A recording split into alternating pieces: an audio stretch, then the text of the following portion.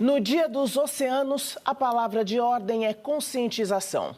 Além de serem a origem dos seres vivos, os mares são fundamentais para o futuro da vida na Terra.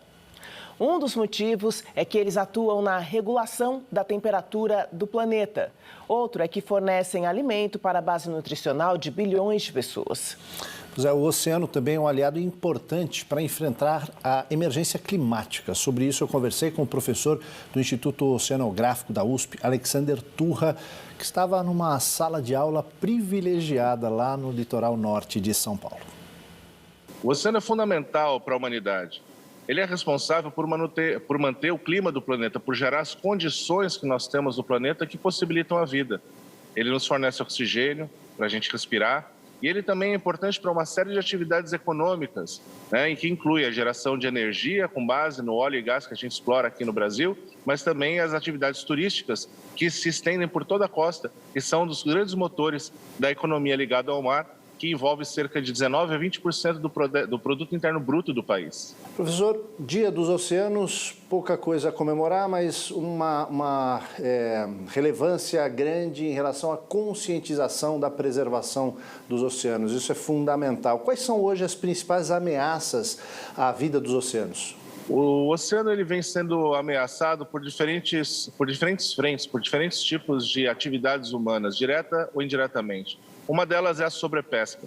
Outra sobrepesca é a pesca excessiva de organismos marinhos. Outra diz respeito à poluição, que considera diferentes tipos de contaminantes, como o lixo, o esgoto e os efluentes industriais.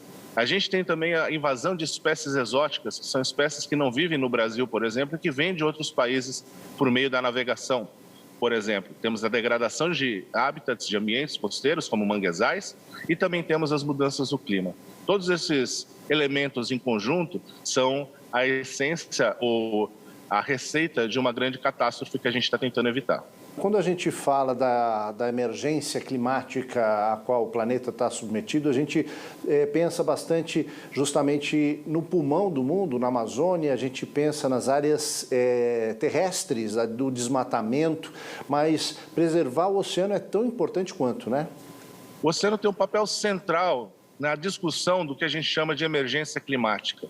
A gente tem aí uma emergência, uma urgência, que no oceano encontra um grande aliado. A capacidade do oceano de absorver gás carbônico faz com que a temperatura do planeta seja menor do que seria sem essa função do oceano.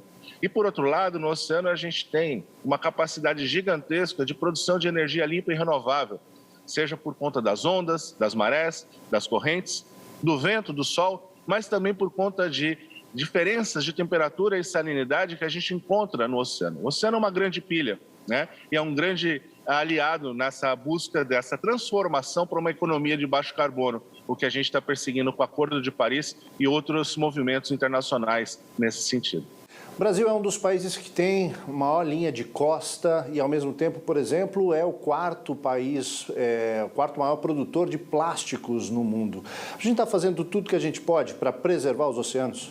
A gente está no caminho desse movimento de entender o que está acontecendo e promover as mudanças de forma racional, de forma a se subsidiar no melhor conhecimento disponível, que é a ciência. Aliás, a ciência é a base da década do oceano para o desenvolvimento sustentável, a produção do conhecimento e a disseminação desse conhecimento para a sociedade. E, nesse sentido, a gente tem boas perspectivas em relação aos caminhos que estão sendo desenhados e estruturados para essa mudança. E o principal deles é que todo mundo está começando a falar do oceano e todo mundo está ganhando clareza, tendo clareza da importância que esse ambiente tem para as pessoas e para a humanidade como um todo.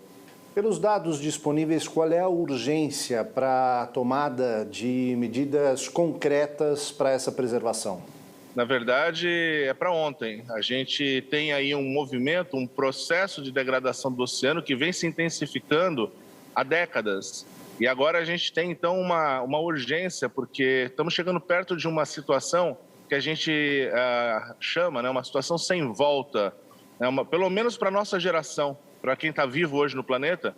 Muitas das coisas que mudaram não tem como mudar, não tem como voltar atrás. A gente tem que fazer isso para as próximas gerações. Mas a gente tem uma notícia muito boa. porque o oceano tem uma capacidade muito grande de se recuperar.